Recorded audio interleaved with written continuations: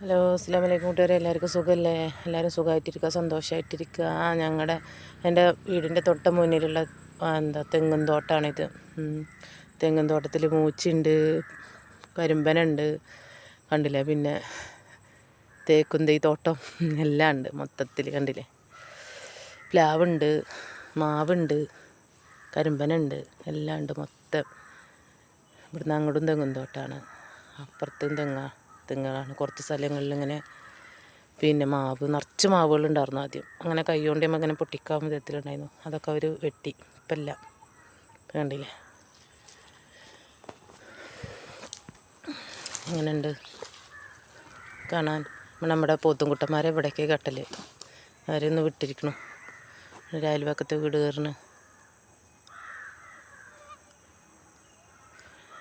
ഇപ്പം എല്ലാവരും ദുആ ചെയ്യുക, എല്ലാവരും സന്തോഷമായിട്ടിരിക്കുക, ഹാപ്പി ആയിട്ടിരിക്കുക. കണ്ടോ?